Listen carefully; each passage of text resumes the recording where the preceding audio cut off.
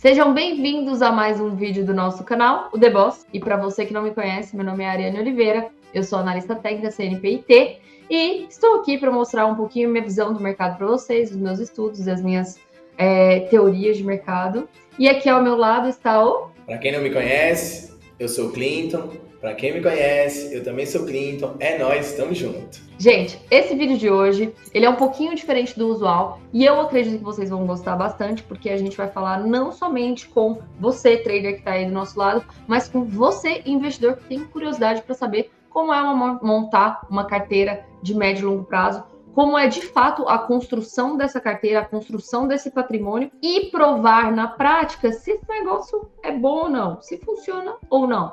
E por isso mesmo, eu e o Clinton, quando a gente estava discutindo aí alguns nomes para esse quadro, a gente colocou como nome Carteira CDI. E não é o CDI que você está imaginando aí. Esse CDI é apenas um homônimo para a gente designar para o nome da nossa carteira, que vai ser Carteira do Dinheiro Inteligente. A gente vai conseguir aqui aliar o melhor dos dois mundos, que é a parte fundamentalista, tudo que tem por trás das empresas, dos números, do balanço patrimonial, e a parte de análise técnica. E nesta parte de análise técnica, a gente vai puxar todo o nosso operacional, colocar em prática todos os gatilhos de entrada, os melhores momentos, né, para a gente estar fazendo aquela entrada. Então, a gente vai selecionar os melhores ativos com a parte fundamentalista e selecionar o melhor momento de entrada com a parte de análise técnica. É isso aí. Só lembrando, tá? Só para a gente começar bem o vídeo, tudo isso aqui é de forma educacional. É como a gente faz, né, com o nosso dinheiro, é como eu faço com o meu dinheiro. A gente quer trazer aqui um pouco de prática para vocês entenderem. Então, antes de investir, vocês precisam entender como funciona, que tem risco. Quando a gente investe de fato em renda variável, a gente vai entender oscilações grandes, tanto para cima, né, que a gente vai ficar feliz, quanto para baixo. Então, você precisa, antes de qualquer coisa, de pensar em investir, você precisa conhecer, você precisa entender. E por mais que a área seja CNPIT, esse vídeo não é uma recomendação de investimento, não é uma sugestão de investimento, é só como a gente faz, como eu faço, dentro do mercado, tá? A gente queria trazer essa visão para vocês, a gente já bateu alguns papos aí nas nossas lives diárias aí, e eu vi que é um assunto que vocês gostaram, né? Até pediram pra gente fazer, e a gente vai trazer aí tentando mostrar, né, o melhor desses dois mundos, igual a Ari falou.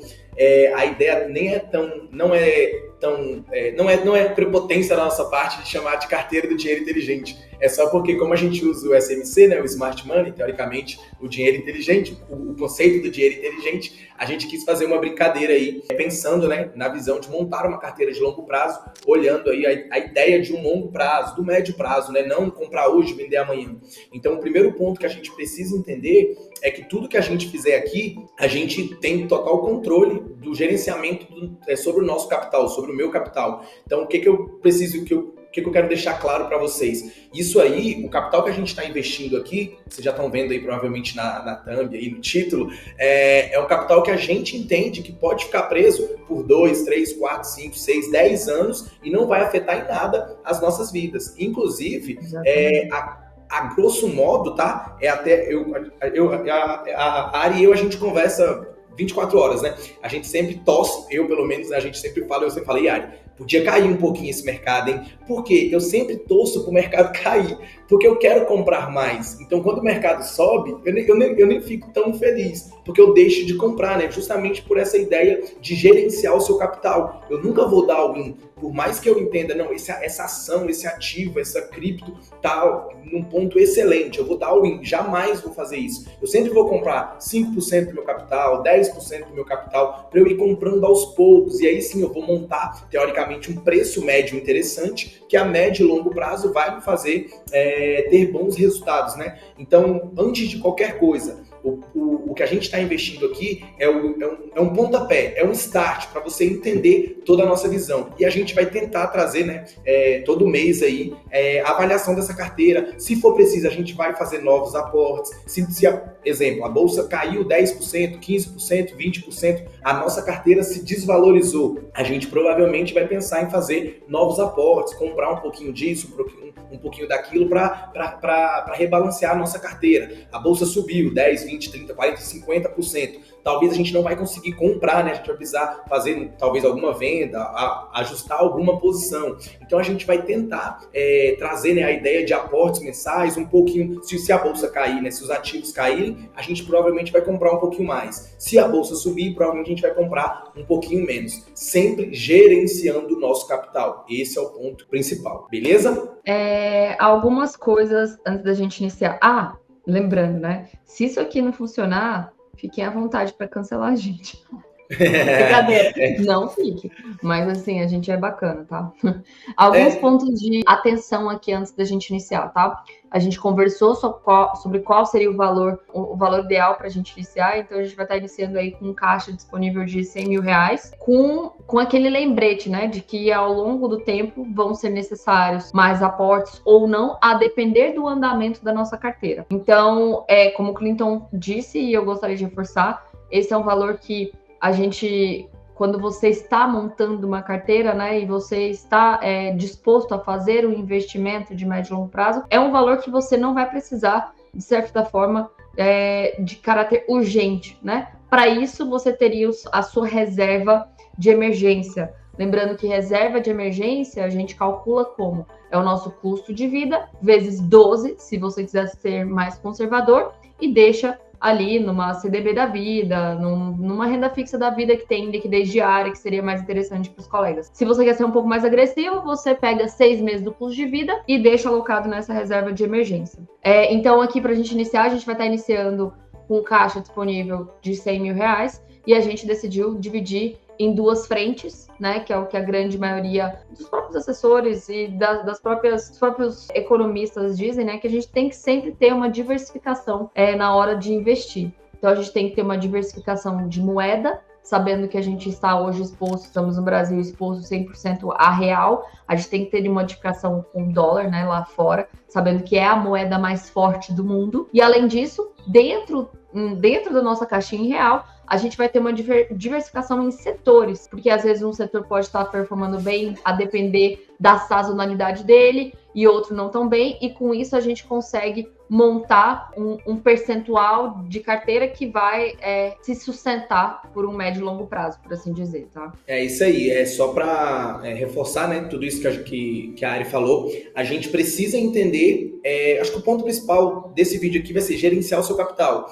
A Ari falou, né, a gente precisa ter uma reserva de emergência, porque a bolsa ela é volátil. Se você colocar R$1.000, 10 mil, 50 mil, 100 mil, 1 milhão, e você precisar no mês seguinte, pode ser que aquele dinheiro tenha se desvalorizado 10, 20, 30, 40%. E quando você for precisar, você vai ter um capital muito menor do que aquele que você colocou. Então, muito importante você entender que você precisa ter uma reserva de emergência. E aí, o seu perfil de vida, né, vai determinar isso. O quanto de risco você tem dentro do seu trabalho. Se você tem... a gente até pode fazer um outro vídeo mais para frente explicando essa parte, mas só para a gente introduzir, né, bem esse vídeo aqui, a ideia seria, se o seu emprego, tá? Se o seu trabalho é muito arriscado, provavelmente você precisa ter uma reserva de emergência maior, por mais tempo. Se o seu emprego, teoricamente, ele é um pouco mais seguro, exemplo, tá? Se você é concursado, é pouco provável que você vai ficar desempregado, né?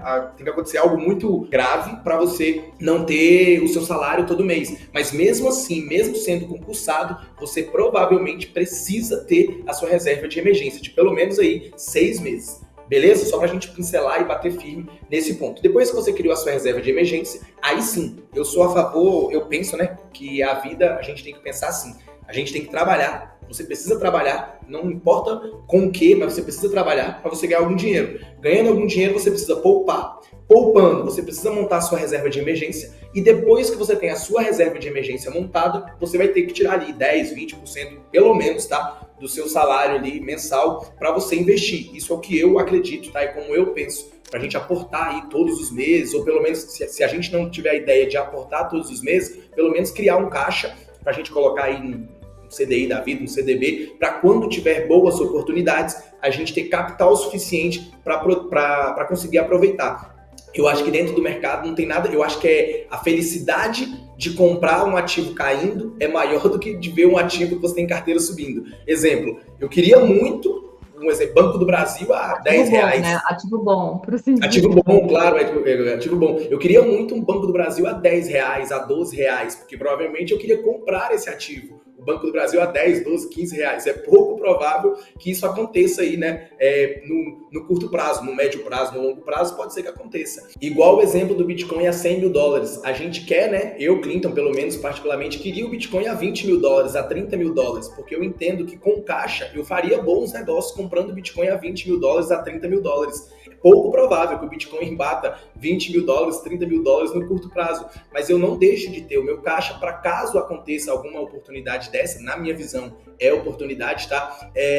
Eu ter caixa para poder comprar e não ficar triste porque o ativo que eu tenho em carteira desvalorizou. Se eu tenho o ativo em carteira, eu acredito no ativo. Então, cada vez que ele, teoricamente, fica mais barato, eu entendo que é um ponto de interesse para eu poder pensar em compra, né, e montar ali, de fato, uma boa posição que o médio e longo prazo vai me recompensar. Beleza? Vamos começar? Vamos falar alguns pontos aqui e aí a gente vai explicar para vocês como que a gente determinou tudo. Antes da gente mostrar alguma coisa mais detalhada para vocês aqui, eu vou só explicar por cima como que a gente dividiu esse nosso caixa de R$100 mil.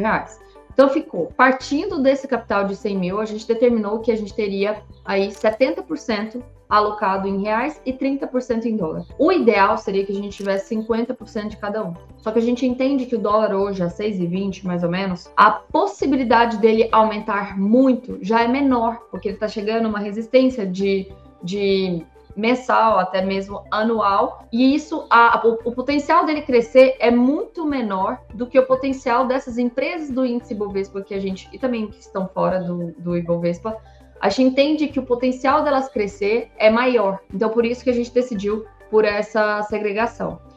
Tem duas formas da gente poder se expor hoje ao dólar, né? Seja mandando dinheiro para fora, inclusive a própria XP, ela tem a abertura de conta global XP, que você pode mandar reais para fora e aí transforma em dólar, e aí você aloca nas próprias empresas lá norte-americanas, ou da forma mais fácil, né, que a maioria das pessoas tem um pouco mais de familiaridade, você pode se expor ao dólar aqui, investindo em BDRs ou até mesmo ETF, que são ETFs expostos ETFs são índices que acoplam empresas lá de fora. Um muito famoso é o IVVB11, que ele reúne as 500 empresas, as 500 maiores empresas, né, dos Estados Unidos, e ele replica a taxa de crescimento do S&P aqui em reais. Então a gente alocou uma parte nesse IVVB11 e a outra parte que a gente alocou foi em Hash 11, porque a gente entende que estar exposto em criptomoedas, especialmente em Bitcoin,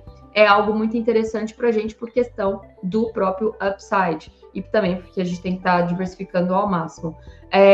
A gente vai até colocar aqui do lado para vocês o último quadrinho, que é a última foto, porque Hash 11 ele tem algumas criptomoedas, em sua grande maioria é Bitcoin, mas eles vão se alterando conforme o preço vai se alterando ali, então fica mais interessante para vocês virem aqui ao lado. Além disso, então, o que a gente determinou? 10% desse capital, né? Então, se é 30% vai ser em dólar, 10% desse 30%, que é R$10 mil, vão para a Hash 11 e o restante, os 20%, vai para a IVVB11. Dentro dos 70 mil que a gente dividiu aqui para ficar alocado em empresas brasileiras, a gente dividiu em 6 setores, né? A gente tem o setor financeiro, a gente tem o setor de seguros, a gente tem o setor de elétrica, de saneamento, de mineração e agropecuária, né? Que particularmente eu acho que tem grande potencial aí. Então, dentro dessa alocação, a gente tendo em vista carteira total, né, dos 70 mil que a gente disponibilizou, a gente colocou 16.500 em Banco do Brasil, que reflete 16,5% da nossa carteira total. 13% dessa carteira total, R$13 mil, fica em banco BB Seguridade. 13% também dessa carteira total iria para CEMIG. 13% também iria para a Copasa, né, que é o setor de saneamento. 9,5% a gente vai jogar para o setor de mineração, que é Vale 3. E 5% a gente está deixando alocado em Agro 3.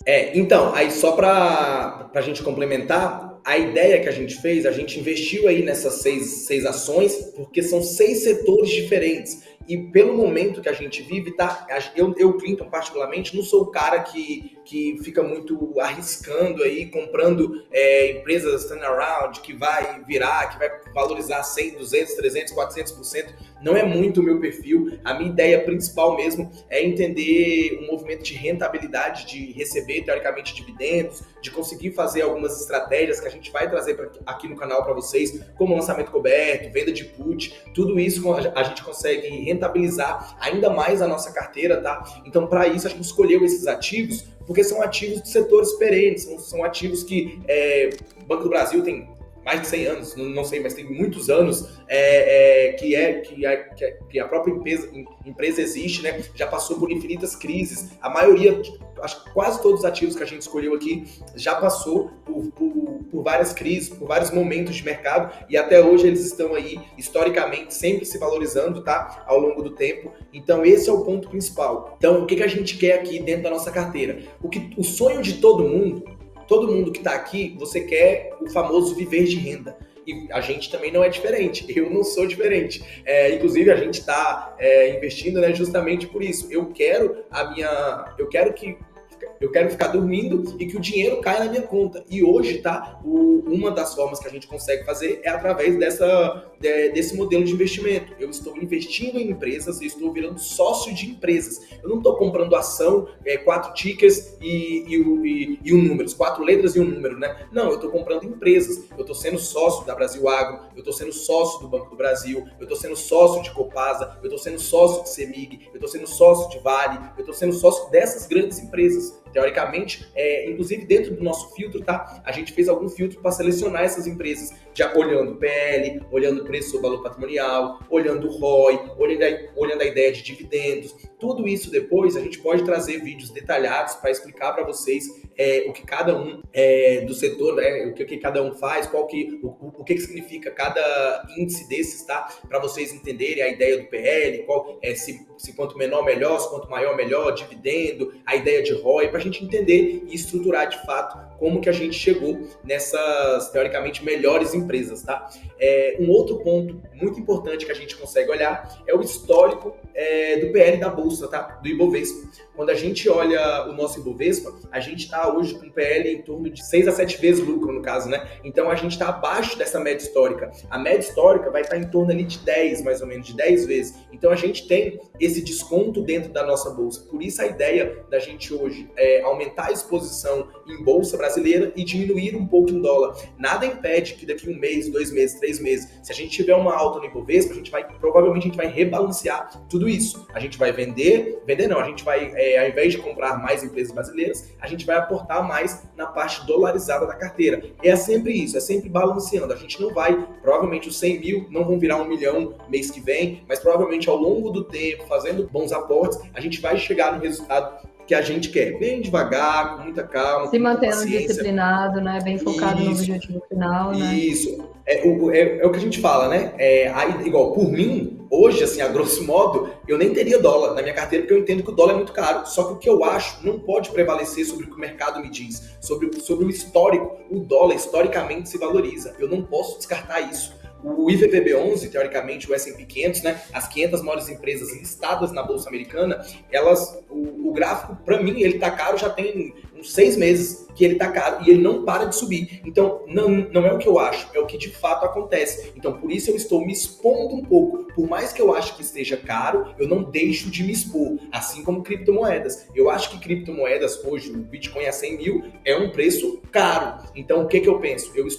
Por mais que eu ache caro, eu não estou aumentando a minha exposição, mas eu não estou deixando de ficar exposto, porque eu acho que esse é o ponto principal, dentro da minha estratégia, né? Dentro da estratégia que a gente montou. Então, a minha estratégia tem que prevalecer em relação ao que eu acho. Eu acho que o dólar tá caro, não vou me expor em dólar. Não é inteligente da minha parte. Eu acho que a bolsa tá barata, eu vou comprar tudo de bolsa. Não, porque ela pode ficar mais barata ainda. Então, é isso que a gente precisa entender. Montando uma boa estratégia, provavelmente o médio e longo prazo vai fazer todo o resto do trabalho para a gente, beleza? Então a gente falou aqui sobre o PL histórico da Bolsa, que está ali em torno de 6 vezes, 7 vezes. E eu tenho certeza que você mencionando isso, muitas pessoas passaram na cabeça agora, Ah, mas já falam isso há tanto tempo e continua barato e tá ficando mais barato. Mas a gente tem que entender que isso é uma oportunidade. Não, sim, inclusive, se a gente for a ideia, a bolsa em si, até pode ser que ela esteja, o índice Bovespa, até pode ser que ele esteja ali de lado há muito tempo, mas durante esse período a gente teve boas oportunidades. Se a gente conseguir colocar o gráfico do Banco do Brasil nos últimos 3, 4 anos, o Banco do Brasil subiu mais 100%, 200%. Se a gente conseguir olhar o gráfico de BB Seguridade, a gente vai ver que também teve valorização muito maior do que o Bovespa. Se você for pegar valorizações dos grandes ativos, a gente consegue ver que historicamente esses ativos se valorizam. Copasa, outra grande valorização que a gente teve, muito maior do que o nosso Ibovespa. Fora os dividendos que eles conseguem pagar pra gente, fora as estratégias que a gente consegue fazer dentro desses ativos. Então tem todo Eu acho um que é contexto por importante trás. isso que você falou, Clinton. A gente tem que ressaltar aquilo que a gente tinha conversado, né? Que a grande maioria das pessoas, elas montam uma carteira de médio e longo prazo pensando especificamente na valorização do ativo e se esquecem a parte de dividendos, o dinheiro que aquela ação vai render no mês a mês para as pessoas. Então, quando a gente for contar se esse investimento foi bom ou ruim para mim, a gente tem que pensar nos 2 âmbitos, na valorização do preço e no rendimento que aquela ativo, que aquela ação te deu durante aquele prazo que você teve ela. Por isso que até o Clinton ele vive falando, eu não entendo como esses investidores de longo prazo falam que perdem dinheiro. É porque não são investidores de longo prazo, é porque saem muito antes, é porque fica com medo de uma marolinha aí de 10, 15% e já saem. E é de fato isso, né? A gente não está falando aqui de criptomoedas que faz uma volatilidade de 70% em poucos dias, mas tem uma certa volatilidade e a gente tem que mirar justamente no longo prazo, que a gente quer o quê? O que o investidor ele quer? Ele quer acumular posições em empresas que são boas, ponto final. E no meio do caminho, se essa empresa te der dividendos, aí sim, vale muito a pena a gente olhar com bons olhos para elas. Não é à toa que o cara mais rico do mundo, Warren Buffett, fala isso. E também a gente tem uma referência muito boa aqui no Brasil, que é o próprio Barça. Que querendo ou não, os dividendos que as empresas brasileiras pagam, você não acha em qualquer lugar por aí, não. Agora que você citou o Barça é uma grande referência, acho que para todo mundo, para qualquer pessoa que investe, que pensa em investir, e é exatamente isso. O cara, ele, claro que a gente pode entender, era outra época, não era assim, que não era tão simples, né? Igual na época do Barça, mas é pelo contrário, eu acho que toda a resiliência que ele teve, todo o tempo que ele passou, tudo que ele passou dentro da bolsa, acho que a bagagem que ele tem, que ele traz pra gente, é o ponto principal. Ele hoje recebe mais de 1 milhão por dia aí de dividendo, e de fato foi nesse trabalho de formiguinha. Ele sim é uma grande inspiração que a gente consegue pensar. Então eu acho que esse é o ponto principal. A gente só precisa dosar, tá? Eu sempre vou ter o meu caixa para eu poder entender. Se tiver boa oportunidade, eu quero comprar. Se aquela empresa que eu comprei só ficou subindo, provavelmente, né, eu vou ter que fazer aportes mais caros. A gente tem que ter um outro pensamento também que a gente vai trazer mais para frente, que não, essa empresa subiu 20, 30%, eu não vou comprar mais, eu quero comprar no preço que eu comprei a primeira vez. Também pode ser que nunca mais aconteça. Eu queria comprar Banco do Brasil a R$5, a R$7, igual 2017, 2016. Provavelmente não vai acontecer. Então eu vou ter que me ajustar a comprar os novos preços e sempre entendendo as métricas de acordo com os meus números, né, com os múltiplos de cada empresa. E aí a gente consegue tirar o máximo aí do mercado. A gente vai trazer depois para vocês alguns vídeos bem detalhados aí, explicando aí cada indicador para vocês ficarem mais familiarizados. Um outro ponto que eu queria mostrar para vocês também é o índice de medo e ganância, é o Fear and Greed em relação ao S&P 500. Hoje a gente vai ter, né, o nosso índice de medo e ganância na região ali de 30. Ele está ali chegando na parte do medo, né? Então a gente entende que geralmente quando a gente está próximo ali de 20, 25, 30, provavelmente o índice do S&P 500 tem algum potencial de valorização. E como a gente está exposto, né, nessa ideia de 30% apenas na parte dolarizada, a gente tem esse balanço, né? Provavelmente se essa parte subir, a gente vai ter a nossa parte da carteira dolarizada também subindo. Outro índice que a gente pode olhar sempre também aqui é o índice do Fear and Greed de criptomoedas. Hoje, aí a gente já tem o oposto. Ele vai estar ali próximo da região de 70. Então, se ele está em 70, é porque o mercado de criptomoedas está ganancioso. Ainda não chegou em extrema ganância, mas ele está ganancioso. E justamente por isso, um percentual menor que a gente decidiu alocar em criptomoedas, mas ainda assim a gente decidiu alocar, a gente decidiu ficar exposto ao mercado cripto. Beleza? E de acordo com os movimentos, se cripto ficar mais barato, provavelmente a nossa porcentagem da carteira vai aumentar em criptomoedas. Se ficar mais caro, provavelmente vai diminuir. A gente sempre vai tentar trazer esse balanço. Esse é o ponto principal. Vocês precisam gerenciar o capital de vocês. Não é para sair copiando e colando o que a gente fez, não é para sair copiando e colando o que eu fiz. Até porque o preço com certeza não vai estar mais na mesma região. Esse vídeo aqui que vocês estão assistindo, ele é gravado, a gente já comprou as ações, vocês vão ver aqui agora tudo que a gente comprou, bonitinho, para vocês entenderem, e aí a gente vai, todo mês a gente faz o passo a passo sobre essa carteira. Se a gente está fazendo boas escolhas, se a gente não está fazendo, o que a gente pode melhorar, o que a gente pode mudar, onde a gente pode alocar mais, onde a gente pode alocar menos. Inclusive, por que a gente, um ponto, tá? Que provavelmente vocês vão perguntar aí, por que a gente não investiu em fundos imobiliários? Hoje, pelo que a gente olhou do cenário, a gente não achou tão interessante. Para ter a ideia do dividendo, tudo, eu acho que nesse primeiro momento é mais interessante a gente se expor de fato às ações, às empresas, tá? Até por um momento mais ou menos de incerteza que a gente pode estar vivendo aí. Então, nesse primeiro momento, é mais interessante a gente focar nas ações. Nada impede que daqui 3, 4, 6 meses, um ano, a gente não queira inserir fundos imobiliários na carteira ou qualquer outro ativo, tá? A gente começou com essas 6 ações e esses 2 ETFs para ser uma maneira mais simples, uma maneira mais didática para vocês. Mas no futuro a gente pode também aumentar aí mais uma ação no setor bancário, uma ação no setor de energia, nada disso impede. A gente vai de acordo com o que o mercado for nos dando. Beleza? Exatamente. Então é isso. Obrigadão pela presença de vocês aqui mais uma vez. Não se esqueça de se inscrever aqui no nosso canal, de deixar o seu like. E se você quiser, se você gostou desse conteúdo, a gente vai ter uma mentoria, né? A gente vai falar também da nossa mentoria relacionado a investimentos de longo prazo. Então, se você quiser fazer parte, se você gosta do nosso conteúdo de trade, se você gostou desse nosso primeiro quadro, desse nosso novo quadro, né, sobre investimento, provavelmente a mentoria é para você. O link vai estar aqui embaixo da lista de espera. Não deixe de se inscrever. E dia 15 de janeiro, a gente vai fazer o lançamento da mentoria para 2025. Se você gosta, eu acho que você não pode ficar de fora. Exatamente. Inclusive, deixa seu comentário aqui embaixo do que você gostou ou não gostou desse vídeo, ou o que mais você gostaria de ver nesse vídeo aqui, para a gente tentar trazer mais coisas para vocês, viu? Então é isso, pessoal. Fechou. Muito obrigada e até a próxima. Valeu, obrigado. Tamo junto.